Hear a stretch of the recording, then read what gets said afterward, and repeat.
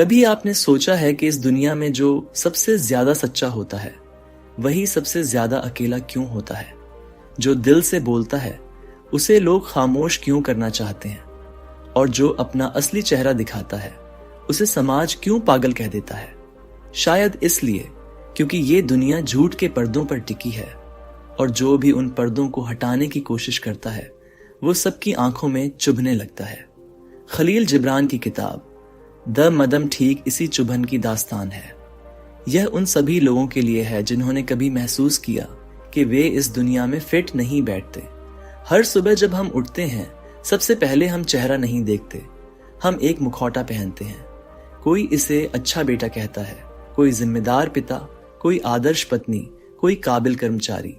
हमारी असली पहचान कब की कहीं पीछे छूट गई, दब गई, छिपा दी गई, कभी समाज के डर से, कभी रिश्तों की जिम्मेदारियों से, और कभी कभी खुद अपनी सहूलियत से। लेकिन क्या आपने कभी रुककर खुद से यह पूछा है, मैं वास्तव में कौन हूं? खलील जिब्रान ने लिखा था कि जब मेरे मुखौटे जल गए तब मैंने पहली बार अपना असली चेहरा देखा, और वह चेहरा बहुत ही खूबसूरत था, क्योंकि उसमें कोई बनावट नहीं थी, कोई भय नहीं था, कोई सामाजिक बोझ नहीं था। सिर्फ एक स्वतंत्र आत्मा थी जो उड़ना चाहती थी, जो चिल्लाकर कहना चाहती थी, मैं हूं और मुझे किसी की स्वीकृति की जरूरत नहीं। हम सब ने ये मुखौटे इसलिए पहने क्योंकि हमने सीखा था कि सच्चा चेहरा दिखाने से लोग डरते हैं। अगर आप दुखी हैं तो मुस्कुराइए, क्योंकि लोग रोता चेहरा नहीं देखना चाहते। अगर आप गुस्से में हैं तो शांति का दिखावा कीजिए, क्योंकि गुस्सा असभ्य कहलाता है। अगर आप कमजोर हैं तो ताकतवर बनने का नाटक कीजिए, क्योंकि ये दुनिया कमजोरों को नहीं सुनती। और ऐसे ऐसे करते करते हमने खुद को इतना छुपा लिया कि आज अगर दर्पण में खुद को देखें तो शायद पहचान भी न पाए। लेकिन क्या यही जिंदगी है? हर दिन एक झूठ जीना, हर मोड़ पर अभिनय करना? क्या हम इसलिए पैदा हुए थे कि हम खुद को खो दें ताकि बाकी सब हमें स्वीकार कर लें? नहीं, जिंदगी की सबसे बड़ी आजादी यह नहीं कि लोग क्या सोचते हैं, बल्कि यह कि हम क्या महसूस करते हैं और उसे बिना झिझक जाहिर कर सकें। जिब्रान का पागल इसलिए पागल था क्योंकि उसने वो किया जो सबके बस की बात नहीं थी। उसने खुद को जान लिया। उसने उन सभी नकली चेहरों को जला दिया जो समाज ने उसके लिए बनाए थे, और उस आग में वह खुद को पिघलाकर नए रूप में ढल गया। एक ऐसा रूप जो न किसी के नियमों में बंधा था, न किसी की परिभाषा में। हर इंसान के भीतर एक बच्चा होता है जो बिना मुखौटे के हंसता है, रोता है, गुस्सा होता है, सवाल करता है। लेकिन जैसे जैसे हम बड़े होते हैं हम उस बच्चे को बंद कमरे में कैद कर देते हैं और उसकी जगह रख देते हैं एक परफेक्ट इंसान, परफेक्ट पति, परफेक्ट कर्मचारी, परफेक्ट नागरिक। पर इस दौड़ में सबसे बड़ा नुकसान यह होता है कि हम अपनी आत्मा को खो बैठते हैं। अब सोचिए, अगर एक दिन सुबह आप उठें और कोई मुखौटा न पहने, बस अपने असली चेहरे के साथ दुनिया में निकलें, क्या होगा? शायद लोग चौंक जाएंगे, शायद कुछ छोड़कर चले जाएंगे, कुछ ताने देंगे। लेकिन क्या ये डर इतना बड़ा है कि हम उसके लिए खुद को ही खो दें? सच्ची पहचान तभी मिलती है जब हम साहस करते हैं अपने नकाब उतारने का, जब हम स्वीकार करते हैं कि हाँ, हम टूटे हुए हैं लेकिन सच्चे हैं। हाँ, हम परिपूर्ण नहीं हैं लेकिन ईमानदार हैं। हाँ, हम सबके जैसे नहीं हैं लेकिन हम खुद के जैसे हैं। कभी कभी जब आप कुछ ऐसा देखते हैं जो औरों की नजरों से ओझल है तो लोग आपको पागल समझ लेते हैं, पर हकीकत ये है कि पागलपन और जागरूकता के बीच की रेखा बहुत पतली होती है। और उसी रेखा पर खड़ा था एक छोटा सा अद्भुत कुत्ता जो बाकी कुत्तों की दुनिया से बिल्कुल अलग था। खलील जिब्रान की इस छोटी सी लेकिन गहरी कहानी में एक कुत्ता हर रात आसमान की ओर देखता था, और वहां वह कुछ ऐसा देखता जो किसी और ने कभी नहीं देखा। देवदूतों को रोशनी में झूमते हुए, नृत्य करते हुए वह मंत्रमुग्ध हो जाता। उसका हृदय आनंद से भर उठता, उसकी आंखों में चमक आ जाती और पूंछ धीरे धीरे हिलने लगती, जैसे वह उस दिव्य संगीत के साथ थिरक रहा हो जिसे सिर्फ वही सुन सकता था। लेकिन जब उसने अपने बाकी कुत्तों को ये बताया तो वे हंसे, बोले, अरे ये पागल हो गया है, आसमान में क्या देखता है, वहां तो बस अंधेरा है, बादल हैं तारे हैं, तू भी कुछ ज्यादा सोचने लगा है। चल, हड्डी चबाने की बात कर, सैर की बात कर, या इंसानों की गाड़ी दौड़ाने की, देवदूत, नाच, ये सब तो कोई बकवास है। और उस कुत्ते को ठुकरा दिया गया, अकेला छोड़ दिया गया। अब सवाल उठता है, क्या वह कुत्ता सचमुच पागल था, या फिर वह बाकी कुत्तों से कुछ ज्यादा देख सका था? हमारे जीवन में भी ऐसे पल आते हैं जब हम कुछ ऐसा महसूस करते हैं जो बाकी लोग नहीं समझ पाते। कभी किसी सपने को लेकर, कभी किसी सोच को लेकर, कभी अपने ही अनुभवों को लेकर। आप जब कहते हैं कि आपको यकीन है कुछ बड़ा होगा, कुछ अलग होगा, आप दुनिया बदलेंगे, आप नजरिए बदलेंगे, तो लोग हंसते हैं, कहते हैं सपनों में जी रहा है ये।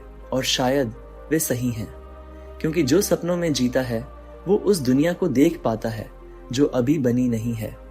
वह दिव्यता को महसूस करता है जिसे अभी नाम नहीं मिला। उस कुत्ते की कहानी हमें यही सिखाती है। हर युग में, हर समाज में, हर पीढ़ी में कुछ ऐसे लोग होते हैं जो वो देखते हैं जो बाकियों से छुपा रहता है। वो पागल नहीं होते, वो जागे हुए होते हैं, लेकिन चूंकि बाकी सो रहे हैं इसलिए उन्हें उनका उठना एक पागलपन लगता है। जैसे जब गैलीलियो ने कहा कि धरती सूरज के चारों ओर घूमती है, लोग बोले पागल है।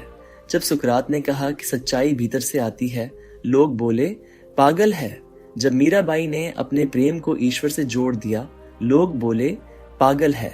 पर क्या ये सब पागल थे, या फिर उन्होंने उस अदृश्य को देख लिया था जिसे बाकी लोग देख ही नहीं सकते थे? जरा सोचिए, शायद आप भी कभी ऐसे पल में थे जब आपने किसी चीज को बहुत गहराई से महसूस किया। एक संगीत, एक कविता, एक दृश्य, एक विचार जो किसी और के लिए साधारण था, पर आपके लिए वह ईश्वरीय बन गया। और जब आपने इसे बांटना चाहा तो लोगों ने आपको या तो नजरअंदाज कर दिया या हंसी में उड़ा दिया। यही दुनिया का तरीका है। वो हर उस इंसान से डरती है जो उनसे अलग देखता है। लेकिन याद रखिए, बदलाव कभी भीड़ से नहीं आता। बदलाव हमेशा उन अकेले देखने वालों से आता है जो अपनी दिव्य दृष्टि पर विश्वास करते हैं। और यह दृष्टि सब में होती है, पर डर, तर्क और दूसरों की राय उसे ढक देती है। जो कुत्ता देवदूतों को देख रहा था वह न सिर्फ खास था बल्कि साहसी भी था। उसने अपनी आंखों पर विश्वास किया, अपने दिल पर यकीन किया। उसने अपनी अलग भावना को अपनाया, छिपाया नहीं। और यही हमें करना है। हमें डरना नहीं है अगर हम बाकी लोगों से अलग सोचते हैं। शर्म नहीं आनी चाहिए अगर हमारी भावनाएं गहरी हैं, हमारी कल्पनाएं विशाल हैं। हमें यह नहीं छोड़ना चाहिए कि हम क्या देखते हैं सिर्फ इसलिए कि बाकी लोग नहीं देख पा रहे। इस अध्याय की सीख सरल है। अगर तुम्हें देवदूत दिखाई दे रहे हैं तो मत डर। अगर तुम्हारा हृदय नाच रहा है तो उसे मत रोक। अगर तुम्हारी आत्मा रोशनी में नहा रही है तो उसे अंधेरे की बातों से भ्रमित मत कर, क्योंकि हो सकता है तुम वो देख रहे हो जो बाकी दुनिया आने वाले वर्षों में देखेगी। और तब तुम्हें पागल कहने वाले तुम्हें दृष्टा कहेंगे। एक घने जंगल में पहाड़ियों के बीच दो सन्यासी वर्षों से साधना कर रहे थे। उन्होंने दुनिया को त्याग दिया था, शब्दों से दूरी बना ली थी, शांति और ईश्वर की खोज में खुद को समर्पित कर दिया था। पर एक दिन एक छोटी सी बात ने उन दोनों के बीच गहरी खटास भर दी। वह झगड़ा इतना बड़ा नहीं था, शायद किसी बात पर असहमति हुई या एक ने दूसरे के बर्तन को गलती से तोड़ दिया, पर विष फैल गया और मौन टूट गया। वहां जहां ध्यान था वहां अब मौन के भीतर छुपा क्रोध पलने लगा। पहले सन्यासी ने मन ही मन कहा, मैंने उसे माफ किया, बात खत्म, और उसने फिर से ध्यान में डूब जाना चुना। लेकिन दूसरा सन्यासी हर दिन उस घटना को दोहराता रहा।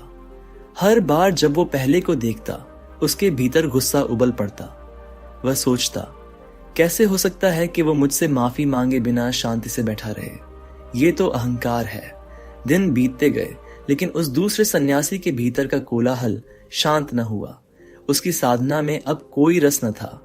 मन बार बार पुराने दृश्य पर जाकर अटक जाता। क्षणिक क्रोध अब स्थायी द्वेष बन चुका था।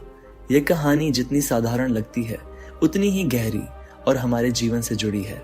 हम भी हर दिन ऐसे ही छोटे छोटे क्षणों में किसी न किसी को अपने दिल में कैद कर लेते हैं। कोई हमें कुछ कह देता है, कोई धोखा दे देता है, कोई हमारी उम्मीद पर खरा नहीं उतरता और हम उस दर्द को पकड़ लेते हैं जैसे वो कोई अमूल्य वस्तु हो। हम उसे जाने नहीं देते, हम उसे सीने से लगा कर रखते हैं और भूल जाते हैं कि बोझ को पकड़ना शक्ति नहीं, मुक्ति है। द मैडमैन में यह कहानी हमें एक साधारण लेकिन अनमोल सत्य बताती है। क्षमा करना दूसरों के लिए नहीं, खुद के लिए होता है। क्षमा का अर्थ है अपने भीतर के जहर को बाहर फेंक देना, उस जलन को जो हमें भीतर ही भीतर खा रही है उसे खत्म कर देना। जिस सन्यासी ने माफ किया वह फिर से अपने ध्यान में चला गया। उसके चेहरे पर वही शांति लौट आई जो वर्षों की तपस्या से आई थी। लेकिन दूसरा सन्यासी, वह शरीर से भले ही पर्वत पर था पर मन से उस घटना में अटका हुआ था। वह बार बार अपने घावों को कुरेद रहा था, अपनी पीड़ा को दोहरा रहा था और खुद ही अपनी साधना को जला रहा था। क्या आपने कभी गौर किया है, जब आप किसी से नाराज होते हैं तो सबसे ज्यादा तकलीफ किसे होती है? सामने वाले को? नहीं, आपको। आपकी नींद उड़ जाती है, आपके विचारों में जहर भर जाता है, आपका ध्यान भटक जाता है, आपकी मुस्कान धीमी हो जाती है और आपकी आत्मा थक जाती है। लेकिन जैसे ही आप क्षमा कर देते हैं, जैसे ही आप कह देते हैं अब और नहीं, आपके भीतर हल्कापन आ जाता है, जैसे कोई भारी पत्थर दिल से हटा हो। वो व्यक्ति भले ही माफी के काबिल ना हो, लेकिन आप तो शांति के काबिल हैं। हम अक्सर सोचते हैं कि क्षमा करना कमजोरी है, कि जो माफ करता है वह झुक गया, हार गया। लेकिन सच्चाई उलटी है। क्षमा वो कर सकता है जो भीतर से मजबूत होता है, जो ये जानता है कि उसका मन शांति का मंदिर है, वह वहां द्वेष नहीं पालता।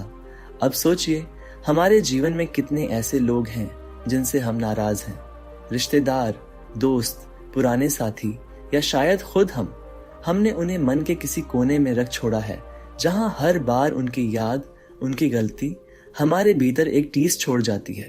क्या हम उन्हें आज अभी यही माफ कर सकते हैं? क्योंकि जब आप माफ करते हैं तो आप किसी और को नहीं, खुद को मुक्त करते हैं। आप ये नहीं कह रहे कि जो उन्होंने किया वो सही था, आप बस ये कह रहे हैं कि वो अब आपकी आजादी की राह में रोड़ा नहीं बन सकते। जैसे पहले सन्यासी ने कहा था, मैंने उसे माफ कर दिया क्योंकि मैं अपना ध्यान खोना नहीं चाहता, मेरी शांति मेरी जिम्मेदारी है। वैसे ही हमें भी कहना चाहिए, मैं तुम्हें माफ करता हूं क्योंकि मैं अब और ये बोझ नहीं उठाना चाहता। मैं तुम्हें माफ करता हूं क्योंकि मुझे अब खुद से प्रेम करना है। एक समय की बात है, ब्रह्मांड के उस छोर पर जहां कोई दिन नहीं होता, कोई रात नहीं होती, बस चेतना का प्रकाश और अंधकार बहता रहता है, वहीं दो ईश्वर एक दूसरे के आमने सामने आ खड़े हुए। एक को सभी अच्छा ईश्वर कहते थे, वो करुणा, प्रेम, न्याय और प्रकाश का प्रतीक था, और दूसरा बुरा ईश्वर जो गुस्से, लोभ, लालच और अंधकार का प्रतिनिधि माना जाता था। दोनों ने एक दूसरे को देखा, शांति से, गंभीरता से। पहले तो कुछ क्षण बिल्कुल मौन रहे, फिर एक गूंजती हुई आवाज उभरी, मैं तुम्हें जानता हूं, अच्छे ईश्वर ने कहा, और मैं तुम्हें पहचानता हूं, बुरे ईश्वर ने उत्तर दिया। फिर दोनों मुस्कुराए, और वह मुस्कान कोई घृणा नहीं थी, वह पहचान की मुस्कान थी, स्वीकार की। जैसे दो पुराने परिचित बहुत दिनों बाद मिले और समझ जाएं कि वे कभी एक ही आत्मा के दो हिस्से थे। और यहीं इस छोटी सी लेकिन बेमिसाल कहानी का सार छुपा है। अच्छा और बुरा, उजाला और अंधेरा, देवता और राक्षस, ये सब हमारे अंदर ही हैं। हम इनसे भाग नहीं सकते, हम इन्हें मिटा नहीं सकते, लेकिन हम इन्हें समझ सकते हैं, पहचान सकते हैं और सबसे जरूरी स्वीकार कर सकते हैं। हमने सदियों से सीखा है कि अच्छाई अपनानी चाहिए और बुराई को दबाना चाहिए। लेकिन क्या कभी आपने महसूस किया है कि जितना जोर हम बुराई को दबाने में लगाते हैं, वो उतनी ही तीव्रता से किसी और रूप में सामने आ जाती है। जैसे हम गुस्से को दफना देते हैं, लेकिन वह फिर चुप्पी बनकर रिश्तों को तोड़ देता है। जैसे हम डर को छुपा लेते हैं, लेकिन वह असुरक्षा बनकर हमारे निर्णयों को हिला देता है। ये कहानी हमें सिखाती है कि हम प्रकाश हैं तो अंधकार भी, हम देवदूत हैं तो शैतान भी। और ये दोहरापन कोई दोष नहीं, बल्कि यही मनुष्य की पूर्णता है। आपने देखा होगा, सबसे शांत व्यक्ति भी किसी एक क्षण में विस्फोटक बन सकता है, और सबसे कठोर व्यक्ति भी किसी क्षण में पिघल सकता है। क्यों? क्योंकि अच्छाई और बुराई कोई स्थायी स्थिति नहीं है, वे भाव हैं जिन्हें परिस्थितियां जन्म देती हैं और इनका अस्तित्व एक दूसरे के बिना अधूरा है। ठीक वैसे ही जैसे दिन के बिना रात का कोई अर्थ नहीं और सच्चाई के बिना झूठ पहचान में नहीं आता। जब अच्छा और बुरा ईश्वर मिले तो वे इस सत्य को समझ गए कि वे विरोधी नहीं, पूरक हैं। एक के बिना दूसरा अधूरा है। अच्छा तभी अच्छा है जब बुरे का अस्तित्व हो, और बुरा तभी बुरा कहलाता है जब अच्छाई को मापदंड मान लिया जाए। अब जरा अपने भीतर झांकिए। क्या आपने कभी खुद से ये पूछा है कि आप जो बुरे क्षणों में करते हैं वो आपके भीतर के किसी दर्द से निकला हुआ होता है, और आप जो सबसे अच्छा करते हैं वह भी कहीं ना कहीं उस बुराई की समझ से पैदा हुई करुणा से आता है। यानी आपकी अच्छाई उसी मिट्टी से पनपी है जिसमें आपकी कमजोरियां थीं, और फिर भी हम अपने आप को टुकड़ों में बांटते रहते हैं। ये मेरी अच्छी आदत है, ये मेरी बुरी, ये मेरा सही फैसला था, यह गलत। हम अपने ही भीतर के हिस्सों से लड़ते रहते हैं। एक आवाज कहती है तू अच्छा बन, और दूसरी चुपचाप कहती है मैं थक गया हूं अच्छा बनते बनते। पर क्या हो अगर हम दोनों आवाजों को सुने, अगर हम खुद को वैसे ही स्वीकार करें जैसे हम हैं, अपनी पूरी जटिलता, पूरी सच्चाई और पूरी मानवता के साथ। क्षमा करना, प्रेम करना, साहसी बनना, ये सब तब तक अधूरे रहेंगे जब तक हम अपने भीतर के अंधेरे से भी दोस्ती नहीं कर लेते। जो व्यक्ति अपने भीतर के गुस्से, लालच, डर और पाप से मुंह मोड़ता है वह आधा जीता है, लेकिन जो उन्हें समझता है, उन्हें स्वीकार करता है और फिर उन्हें निर्देशित करता है, वही वास्तव में स्वयं को जानता है। जैसे अच्छे और बुरे ईश्वर ने एक दूसरे की आंखों में देखा और कहा हम दोनों हैं, तभी यह ब्रह्मांड है। वैसे ही जब हम अपने भीतर झांक कर कहते हैं हाँ मैं प्रकाश भी हूं और परछाई भी, तभी हम पूरी तरह जीते हैं।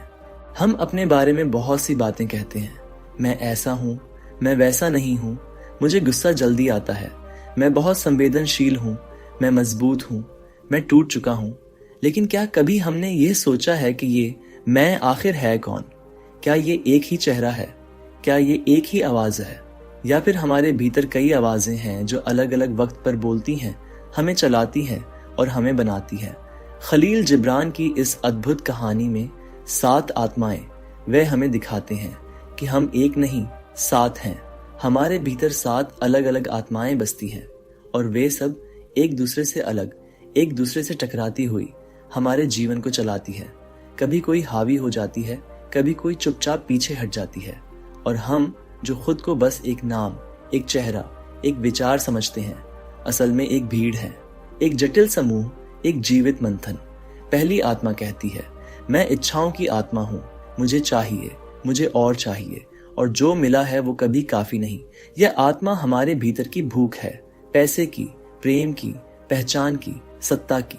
यह आत्मा हमें दौड़ाती है, हमें थकाती है, पर ये ही आत्मा कभी कभी हमें प्रेरणा भी देती है। दूसरी आत्मा कहती है मैं गुस्से की आत्मा हूँ, मुझे ज्यादती पसंद नहीं, मैं चुप नहीं रहूंगी। यह वह शक्ति है जो अन्याय के खिलाफ हमें खड़ा करती है, लेकिन कभी कभी यह अहंकार में भी बदल जाती है। तीसरी आत्मा होती है डर की, जो कहती है रुको, आगे मत बढ़ो, लोग क्या कहेंगे, अगर गिर गए तो। यह आत्मा हमें संभालती भी है, लेकिन कई बार हमारी उड़ान की राह में भी दीवार बन जाती है। चौथी आत्मा होती है प्रेम की। वह शांत होती है, कोमल होती है, वह सबको गले लगाना चाहती है, वह रो पड़ती है किसी की पीड़ा देखकर, वह हर टूटे हुए को जोड़ना चाहती है, हर दूर हुए को पास लाना चाहती है, पर कई बार वह खुद ही टूट जाती है। पांचवी आत्मा होती है बुद्धि की। वह तर्क करती है, सवाल उठाती है, वह कहती है क्या यह सही है, क्या यह तार्किक है। वह हमें निर्णय लेने में मदद करती है, लेकिन कभी कभी वह भावनाओं को दबा देती है, प्रेम को प्रश्न बना देती है। छठी आत्मा होती है कल्पना की, जो कहती है चलो कुछ सोचें जो अभी है ही नहीं, जो असंभव लगता है वही संभव करें। यह आत्मा कलाकारों की, कवियों की, स्वप्न देखने वालों की आत्मा है, पर अगर यह नियंत्रण से बाहर हो जाए तो वास्तविकता से संबंध टूट सकता है। और सातवीं आत्मा होती है आत्मा की आत्मा, जो चुप रहती है, गहरी, स्थिर, जो देखती है बाकी चाहक को लड़ते हुए, बहस करते हुए, रोते और हंसते हुए। यह आत्मा साक्षी है, यही मैं के सबसे करीब है, लेकिन हम उससे सबसे दूर रहते हैं। अब सोचिए, जब आप किसी से बहस कर रहे होते हैं तब कौन बोल रहा होता है? जब आप प्रेम में होते हैं कौन महसूस कर रहा होता है? जब आप डरते हैं कौन पीछे खींचता है? और जब आप किसी कविता में खो जाते हैं तो कौन आपको उड़ान देता है? हमारा जीवन इन्हीं सातों का संवेद संगीत है, और जब हम इनमें से किसी एक को पूरी तरह अपना मान लेते हैं तब असंतुलन पैदा होता है। हम या तो बहुत गुस्से वाले बन जाते हैं या बहुत डरपोक, कभी अति कल्पनाशील, कभी ठंडे तर्कवादी, कभी केवल चाहने वाले तो कभी केवल रोने वाले। लेकिन खलील जिब्रान हमें याद दिलाते हैं कि हमें इन सभी आत्माओं को पहचानना है, उन्हें समझना है और उनके बीच संतुलन बनाना है। जब हम कहते हैं मैं खुद को जानता हूं, तो उसका अर्थ यह नहीं कि हमने अपने एक हिस्से को पहचान लिया। उसका मतलब यह है कि हमने अपने भीतर की इस पूरी सभा को देख लिया है, हर आत्मा की आवाज सुनी है और अब हम उनमें सामंजस्य बना रहे हैं। और इस समझ से आता है स्वीकृति। जब आप जानते हैं कि आपके भीतर इच्छा भी है और डर भी, प्रेम भी है और गुस्सा भी, बुद्धि भी है और कल्पना भी, तब आप खुद से लड़ना बंद कर देते हैं। तब आप कहते हैं मैं सब कुछ हूं और यही मेरी सुंदरता है, यही मेरा सत्य है। एक बंजर जमीन के किनारे, जहां दिन भर धूप भी उदास लगती थी और रातें एक अजीब सन्नाटे में डूबी रहती थीं, वहीं एक बूढ़ा आदमी हर सुबह अपनी कुदाल लेकर निकलता था। उसका काम था कब्र खोदना। वह हर दिन किसी न किसी मृत शरीर के लिए जमीन तैयार करता, एक गड्ढा बनाता, मिट्टी को किनारे करता और फिर अंत में वहां मौन खड़ा हो जाता, जैसे किसी आत्मा को विदा देने के लिए आखिरी सलाम ठहरे कदमों से कर रहा हो। लोग उसे देखकर दूर हो जाते थे, बच्चे उससे डरते थे और कुछ लोग तो उसका नाम भी नहीं लेते थे, बस कहते वो जो कब्र खोदता है। लेकिन अगर आप उस आदमी की आंखों में झांकते तो आपको वहां डर नहीं मिलता, थकावट नहीं मिलती, बल्कि एक अजीब सी शांति नजर आती, जैसे वो मृत्यु के साथ दोस्ती कर चुका हो, जैसे उसे जिंदगी से कोई शिकायत नहीं हो, जैसे हर गड्ढा जो वो खोदता है उसके अपने भीतर के खालीपन को भरता हो। एक बार किसी ने उससे पूछा, तुम थकते नहीं?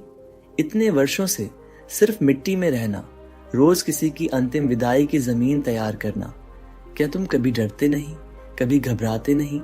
उस बूढ़े ने मुस्कुराकर कहा, जिसके पास जीवन की असलियत जानने का सौभाग्य हो वह कभी नहीं डरता।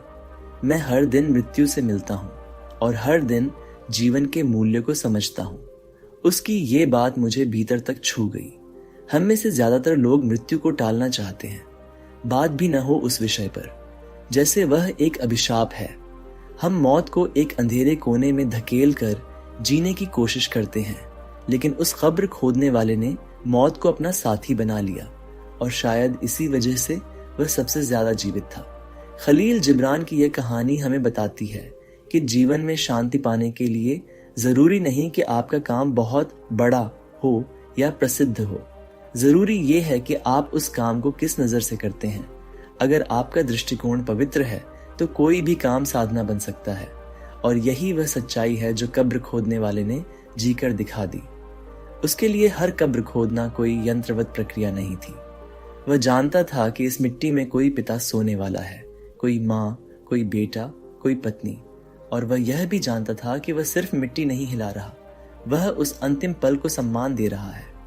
वह जानता था कि मृत्यु सिर्फ अंत नहीं है, वह परिवर्तन है, और शायद इसीलिए वह कभी बोझिल नहीं होता, क्योंकि उसका काम मृत्यु का चेहरा सजाना नहीं बल्कि उसे अपनाना था। हर दिन वह अपने कंधे पर जो फावड़ा उठाता था वह सिर्फ औजार नहीं था, वह एक जिम्मेदारी थी। वह हर गड्ढा सिर्फ जमीन में नहीं, लोगों के दिलों में भी भरता था, और फिर भी वह किसी से कुछ नहीं मांगता था। उसका कोई मंच नहीं, कोई अनुयायी नहीं, कोई किताब नहीं।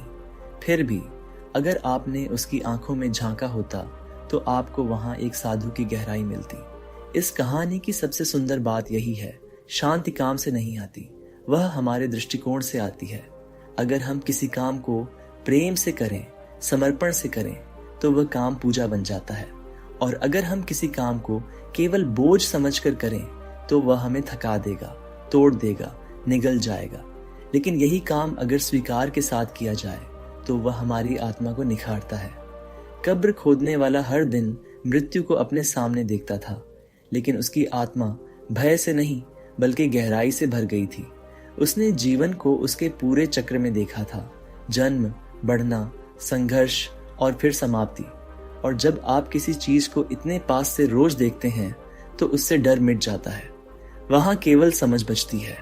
इस कहानी को जब हम अपने जीवन पर लागू करते हैं तो हमें समझ आता है कि जीवन के हर हिस्से में एक कब्र खोदने वाला छिपा है। कभी हमें किसी पुराने रिश्ते को दफन करना होता है, कभी किसी आदत को, कभी अपने अहंकार को। और जब हम उस दफनाने की प्रक्रिया को समझदारी से, प्रेम से करते हैं तो हम भीतर से हल्के हो जाते हैं। तब हमारे अंदर एक खाली जगह बनती है जहां शांति आकर बैठ सकती है। आप चाहे जो काम करते हो, डॉक्टर हो, शिक्षक हो, किसान हो, लेखक हो या फिर एक साधारण गृहिणी, अगर आप अपने कार्य को सिर्फ रोजी रोटी की मजबूरी समझते हैं तो वो आपको धीरे धीरे जला देगा।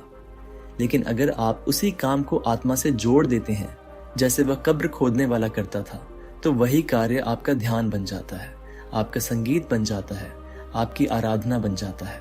एक बार की बात है, जंगल में एक लोमड़ी थी, चालाक, चप्पल, लेकिन भीतर से हमेशा असंतुष्ट। वह अपने को सबसे बुद्धिमान समझती थी, पर भीतर ही भीतर हमेशा तुलना करती रहती थी, कभी चीते की गति से, कभी मोर की सुंदरता से और सबसे ज्यादा शेर की भव्यता से। पर शेर से उसे जो सबसे ज्यादा चुभता था वो था उसकी लंबी, घनी और शान से हिलती पूंछ। हर बार जब शेर जंगल में से गुजरता, उसकी पूंछ हवा में लहराती हुई जैसे जंगल की शान का झंडा हो। जानवर उसे आदर से देखते और लोमड़ी का हृदय भीतर ही भीतर जलने लगता। एक दिन जब शेर पास से गुजरा तो लोमड़ी ने व्यंग्य से कहा, कितनी भारी पूंछ है तुम्हारी, लगता है हर समय उसका बोझ उठाते उठाते तुम थक जाते होगे। क्या जरूरत है ऐसी चीज की जो सिर्फ दिखावे के लिए है। मैं तो कहती हूँ ये सिर्फ एक झूठी शान है, बस झंडा लहराने जैसी बात, कोई असली ताकत नहीं इसमें। शेर ने उसकी बात ध्यान से सुनी, मुस्कुराया नहीं, गुस्साया भी नहीं। वह सिर्फ बोला, हो सकता है तुम्हें सही लगे, लेकिन मैंने अपनी पूंछ कभी बोझ की तरह महसूस नहीं की। ये मेरी पहचान है, मेरी सत्ता का हिस्सा है और मुझे इससे शर्म नहीं बल्कि गर्व है। लोमड़ी चुप हो गई, लेकिन उसका दिल भीतर ही भीतर और जल गया। उसने खुद को समझाया, मैं ज्यादा समझदार हूं, दिखावा नहीं करती, मेरे पास जो है वो असली है। लेकिन सच्चाई ये थी कि वह यह नहीं कह पा रही थी। काश ये पूंछ मेरे पास भी होती। और यहीं से इस कहानी की गहराई शुरू होती है। हम सबने कभी न कभी किसी और की सफलता को देखा है, किसी की सुंदरता को, किसी की प्रतिभा को, किसी की शोहरत को, एंड कहीं न कहीं एक छोटी सी टीस उठी है, एक आवाज आई है, अरे इसमें खास क्या है, अरे सब तो किस्मत है, देखना ये ज्यादा दिन नहीं टिकेगा, या फिर मैं होती तो इससे भी बेहतर कर सकती थी। लेकिन अगर हम ईमानदारी से अपने भीतर झांकें तो पाएंगे कि ये शब्द ईर्ष्या की रक्षा करने के लिए बनाए गए कवच हैं। जब हमारे पास कोई चीज नहीं होती और हम उसे किसी और के पास देखते हैं तो हमें लगता है कि या तो वो उसे पाने लायक नहीं या फिर वह चीज किसी मायने की नहीं। और जब हम उसे कम आंकते हैं तो असल में हम अपनी खाली जगह को ढकने की कोशिश कर रहे होते हैं। लोमड़ी की तरह हम भी उन चीजों की आलोचना करते हैं जो हमारे पास नहीं होती। हम सुंदरता की निंदा करते हैं जब हम खुद को सुंदर नहीं मानते। हम पैसे को बुरा कहते हैं जब हमारे पास वो नहीं होता। हम प्रसिद्धि को दिखावा बताते हैं जब हमें कोई नहीं जानता। लेकिन क्या यह आलोचना सच्ची होती है? नहीं, ये एक असुरक्षा की पुकार होती है। और जब हम इस बात को समझ लेते हैं तो हमारी आत्मा पहली बार हल्की होती है। खलील जिब्रान की इस छोटी सी कहानी में एक बहुत बड़ी सच्चाई छुपी है। ईर्ष्या तुम्हें कभी आगे नहीं बढ़ने देगी, लेकिन प्रेरणा तुम्हें उड़ने का साहस देगी। फर्क सिर्फ नजरिए का है। जब तुम किसी की पूंछ देखकर कहते हो बेमतलब है, तो तुम अपना दर्द छुपा रहे हो। लेकिन जब तुम कहते हो क्या बात है, कितनी सुंदरता है इसमें, मैं भी एक दिन ऐसा बनूंगा, तो तुम अपनी आत्मा को नई ऊर्जा दे रहे होते हो। जरा सोचिए, अगर लोमड़ी उस दिन शेर से ईर्ष्या करने की बजाय उससे कुछ सीखने की कोशिश करती, अगर वह पूछती तुम इतनी गरिमा के साथ कैसे चलते हो, तो शायद वह भी कुछ ऐसा पा जाती जो उसकी आत्मा को ऊंचा उठा देता। पर हम में से कितने लोग ऐसा करते हैं? नहीं, वी क्रिटिसाइज नॉट कॉम्प्लीमेंट। हम नीचे खींचते हैं क्योंकि ऊपर देखने में दर्द होता है। लेकिन याद रखिए, जो ऊपर देखने से डरता है वह कभी उड़ नहीं सकता। कहते हैं जो भी इस दुनिया को असल में बदलता है वो शुरुआत में पागल लगता है। और शायद यही खलील जिब्रान का सबसे बड़ा संदेश है। अगर तुम्हारी आत्मा जाग गई है तो दुनिया तुम्हें पागल कहेगी, लेकिन तुम मत रुकना, क्योंकि ये पागलपन नहीं, यही तो आजादी है। कितनी बार हमने अपने भीतर से उठती आवाज को दबा दिया, कभी माँ बाप की उम्मीदों के डर से, कभी समाज की हंसी के डर से, कभी अपने ही असफल होने की आशंका से। हर बार जब हमारा दिल बोला कुछ और करो और दिमाग बोला क्या लोग क्या कहेंगे, हमने अपने अंदर की आजादी का एक हिस्सा खो दिया। हमने वो किया जो दुनिया ने हमसे चाहा, अच्छी डिग्री ली, सुरक्षित नौकरी की, सही जीवन साथी चुना, और फिर भी रातों को जाग जाग कर सोचते रहे क्या मैं सच में जी रहा हूं? और यही तो असली पागलपन है, अपने ही जीवन से कटे रहना, एक मुखौटा पहनकर हर रोज अभिनय करते रहना और भीतर भीतर मरते जाना। जिब्रान के मैडमैन ने जब अपने सारे मुखौटे खो दिए तो लोग बोले ये तो पागल हो गया, लेकिन वही पागल पहली बार सच में मुस्कुराया। उसने खुद को देखा, अपने उस चेहरे को जो कभी किसी को दिखाया नहीं गया। उसने कहा अब मैं जानता हूं कि मैं कौन हूं, अब मैं आजाद हूं। और इस आजादी में ही वह पागलपन था, नियमों से मुक्त, डर से मुक्त, दुनिया की परिभाषाओं से मुक्त। यह पागलपन कोई बीमारी नहीं, यह पवित्र विद्रोह है। यह उस आत्मा की पुकार है जो सालों से बंद पड़ी थी, जो चुपचाप आपकी सांसों में बसी थी और आज पहली बार बोल पाई है। मुझे उम्मीद है आपको ये बुक समरी जरूर पसंद आई होगी। हमारे चैनल को सब्सक्राइब और वीडियो पसंद आने पर वीडियो को लाइक शेयर करना ना भूले। फिर मिलेंगे अगली ऑडियो बुक के साथ।